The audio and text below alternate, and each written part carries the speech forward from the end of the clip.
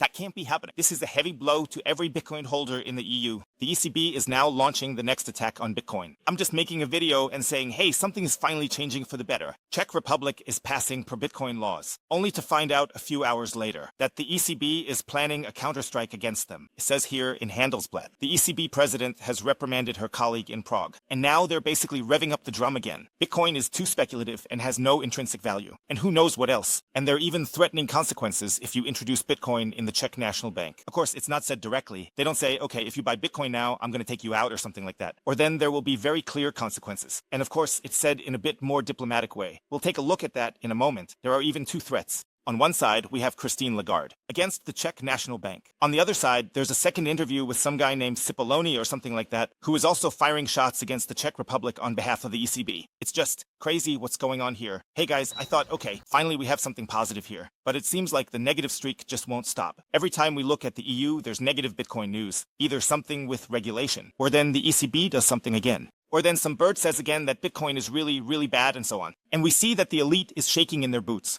But you guys shouldn't panic, because that means Bitcoin is winning. These are just the last attempts to keep the old fiat system alive. Of course, it's also sad, because that means that maybe for the next 2 or 3 years, the screws are going to be tightened even more, the regulations are going to ramp up, and Bitcoin will be tolerated even less. Other nations are buying Bitcoin, while the EU continues to fall behind. That means we're going to keep experiencing a loss of wealth. It seems like prosperity isn't wanted here in the EU. It seems like they're really banking on poverty here and apparently not on innovation, but rather on prosperity. Somehow, just driving straight into a wall. This is really the kind of politics they're pushing here in the EU right now. Of course, you have to differentiate a bit. There are the people in Brussels, the Thunder Lions, and so on. Then there's the ECB. Now we're talking about the ECB, but the Thunder Lions and company. In Brussels and all, they're also shooting down freedom-friendly tools. In the end, it's really a very, very sad story that's unfolding here. You also have to mention the background story. In the Czech Republic, there's now a pro-Bitcoin law. Here, there are no capital gains if Bitcoin is held for more than 3 years. Better regulations for businesses and stuff. Additionally, the Czech Republic wants to evaluate whether to buy Bitcoin for its central bank reserves.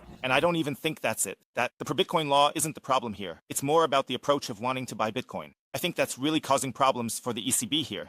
And now it's pretty much the same as here. El Salvador has also received massive threats from the IMF. Either they have to backtrack or they're not getting any support anymore. And it could be that they're putting the pressure on the Czech Republic now. And they say, hey folks, we're cutting off your swap lines, we're cutting off your repo lines, and either you toe the line like we want or you won't get any liquidity support anymore.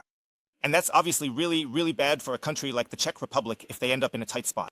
But hey, one thing at a time, let's start from the very, very beginning. And like I said, there are two threats here. Let's first focus on the first one, and it's clearly explained here in the Handelsblatt. And here it says, Czech National Bank gives Lagarde the cold shoulder. That's good news for starters. This means that the Czech Republic apparently does not want to join in. That means Lagarde is threatening the Czech National Bank, but they have no desire to be oppressed. They want freedom, they want to build prosperity, they want to build innovation. And they're saying very clearly, hey Lagarde, it's nice and all that you don't like this, but just leave us alone. We don't want to follow your line here. That means the ECB president has reprimanded her colleagues in Prague because they want to invest part of their currency reserves in Bitcoin. Central Bank Chief Aliens Michel seems unfazed by the announcement. And then we're going to revisit the old statements where Lagarde basically said that a currency reserve needs to be liquid and secure, and so on. We already know that. So these aren't new statements. This is basically just repeating that Lagarde has expressed negative views about Bitcoin. She also said that Bitcoin is for criminals and things like that, although of course the criminal people here might even be sitting in the ECB tower. Feel free to write to me in the comments below what you think is criminal, the ECB or Bitcoin. I'd be really, really curious to hear an answer. Now here comes the really hot part. And this is really the new statement that was basically made yesterday or so, I believe. Here in a Reuters interview, it says, still, a Bitcoin investment from the country could follow. So pay attention here. There are agreements for refinancing and for exchanging currencies. The ECB will put these agreements to the test if necessary. ECB Director Piero Cipollone announced in an interview with the news agency, folks, we need to conduct a risk assessment. And folks, do you know what that ultimately means? This means that the ECB is putting a gun to the Czech Republic's head and saying, folks, either no Bitcoin or you'll face consequences. And that's basically it. The problem here is that different nations and central banks are also partly dependent on the ECB. Of course, Czechia is in a special situation because they have their own currency. So, if Czechia were in the euro, they'd probably be even more screwed. They'd have even less room to make individual decisions. But Czechia is basically part of the EU, yet it still has its own currency, the Czech koruna, which gives it a special status. And that's why you might be able to stand your ground here, threatening with consequences. In the end, that's what it comes down to. But like I said, that's not said directly. Instead, they say, yeah, we need to do a risk assessment, evaluate the risks, and so on. And then it's pretty clear what comes out of this. Because if the ECB says, hey, it's not liquid, it's for criminals, it's not a store of value, it's very, very bad money, then of course the value assessment or the evaluation here will not come out. Yes, hey, the Czech National Bank is now allowed to buy Bitcoin, but then of course it will come out for national security in the EU and so on. We have to prohibit the Czech Republic from buying Bitcoin, because otherwise the whole EU and the ECB will collapse. The euro crashes, and that's really bad. Then Bitcoin gets the blame. It's the fault of Bitcoin. That the euro is going under or some other arguments will come up, because it even goes further here. Cipollone says he can't think of any rational reason for a central bank to invest in Bitcoin. Other than speculating on rising prices, Cipollone said Bitcoin is not backed by any asset and there is no revenue model. Now let's ask ourselves on the other side what backs the euro. Of course, it's also just backed by air, not entirely. There are government bonds and a little bit of other stuff that supports it, and bazookas, and somehow a trust that the state has built up here. But in the end, you can see the statements here. Here, it basically says, okay, no, we're not banning it, but we're going to do a risk assessment. And then in the next sentence comes, yes, Bitcoin is really bad money, not a store of value, really, really bad, and so on. And that's why we have this indirect threat. It's not a direct threat, because it would be pretty dumb for the ECB to just say, hey, you can't use Bitcoin. Instead, it always goes around back. So you always have to understand how this works. So basically, it's being said diplomatically to people, hey, folks, you can't have Bitcoin. Because, of course, some of these people are perhaps media professionals or political professionals, and so on. And in politics, things are often not so direct. They happen more behind the scenes, around. Or there are certain things you have to stick to, and if you just don't stick to that, then you can expect some serious consequences. And I also checked out the whole. I pulled in the interview from the Reuters article and so on. And there were some really intense questions in there. So check out what was asked here. Here.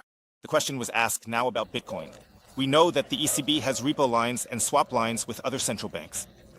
Would the ECB maintain this with a central bank that has Bitcoin in its reserves?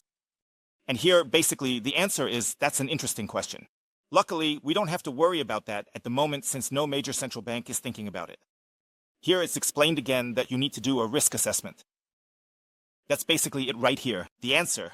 And here it also says that we need to see if a central bank would do that because they currently don't see any sense in it. Like no complete sense if a central bank were to hold Bitcoin. They find that ridiculous. We'll evaluate that at that time if it happens. I'm trying to be rational and think about why I should invest in Bitcoin or should invest in other crypto assets. Oh, give a like from Gilberto here. Hit that like button. The janitor here, he's cleaning the pool right now. In the end, they say they can't find any rational reasons to invest in Bitcoin. And I would now find a whole bunch of rational reasons. You can already see that it's being lied about. Because if you just look at the stuff rationally, you see the statistics, you can check, okay, what are the annual growth rates? How has Bitcoin developed over the last 15 years? What kind of risk-to-reward ratio does Bitcoin have and so on? I mean, I really wanted to tell myself that all the big players like BlackRock, Trump, and who knows who else are all building on this Ponzi scheme, that they're all building on something that has no intrinsic value. Do you think Christine Lagarde is smarter than Donald Trump? Do you think Christine Lagarde is smarter than someone like Vladimir Putin, who basically says Bitcoin can't be stopped anymore? Do you really think Christine Lagarde is smarter? Like a Michael Saylor, who has one of the best performing companies here. What do I know? In recent years, they've built a massive empire here. Do you really think the ECB is that smart? This is just an absolute clown show that's going on here. And above all, the craziest thing is, the ECB is going to have to rely on Bitcoin sooner or later anyway. Because what happens if the USA starts backing Bitcoin? I mean, the ECB or the euro is just a puppet, and the EU is just a puppet of the USA.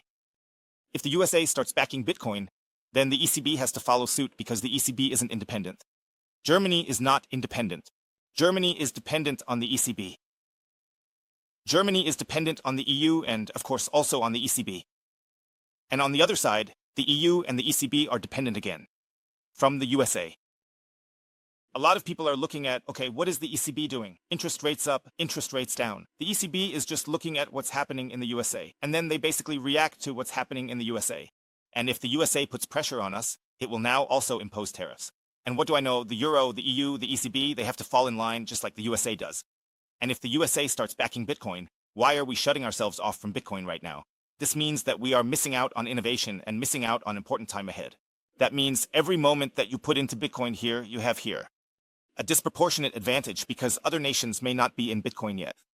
And if it comes down to that, the ECB will have to hoard Bitcoin at some point, or something like that, because that's what the US is currently evaluating, and the chances of that happening aren't that bad. And if we also see that the US is opening up to crypto, to Bitcoin, why aren't we seeing that in the EU? And that's really the crazy part, that here, I don't know if you can say it's intentional, but let's just say it's very, very definitely recklessly putting prosperity at risk. I don't want to say it's intentional or anything. It could just be that they're absolute clowns and they're just so brainwashed. Or I don't know, maybe they're being controlled by aliens. I've heard that theory before. They're all being controlled by aliens. There's just no other way to explain it. Feel free to share your attempts at explanations with me. I just can't keep up anymore. I really don't understand how anyone comes to such conclusions. And now, if someone tries something new, you can at least say to them, hey, that's cool, give it a try. Maybe it works here, maybe we can learn something from you all. But then it's just flat out said from the get-go, no, you can't do that, that's really, really bad.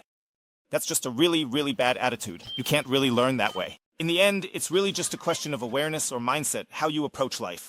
If you go into it thinking, yeah, this can't possibly work, I'm the god, I know everything, and I know how everything works, then you can't learn anything new, then you can't gain any new insights, then you can't make any mistakes, because even if it fails here in the Czech Republic, then at least maybe you can learn from the mistakes. And then you can maybe say, okay, maybe the Bitcoin stuff didn't work, then we just have to learn from it. But instead of being happy that people are daring to innovate or that folks are trying new experiments, they just say, no, people, we're the bosses here, we know what's best for you. We talk to God. I always use this example. We talk to God. We know for sure that we have the swap line to God here. Opened, we know exactly what is right here, what is wrong here, and so on. And it's absolute hubris to think you know what's right and wrong here. Even I wouldn't claim to know what is right and wrong here. I just do what feels right for me, what works for me. I make mistakes too. It could be that in 2 years I conclude, hey, Bitcoin didn't work out. Then I might realize, oh, maybe I need to go back to buying euros or something like that. I just posted that I sold all my euros. I actually still have 50 euros. I just remembered that. I found them in my wallet, just like that. When I fly back to Germany. But other than that, I obviously don't have any euros left, because what do I need them for here? Sold everything. I always say the euro is my strategic meme coin reserve. Because otherwise, you can't see the euro any other way. It's just a meme coin. And what the ECB is doing here is a meme show, a clown show. I don't know how to put it. And then it's important to note, tomorrow is the day. The exclusive call for the Bitcoin Advantage starts in less than 24 hours. There's a Q&A session where you can ask questions. There will be several winners of annual memberships, and there will also be some surprises. Check if you're signed up. I'm putting a link down here. Make sure to be on time so you don't miss anything here. It's worth it, folks. See you tomorrow. See you later. Peace out.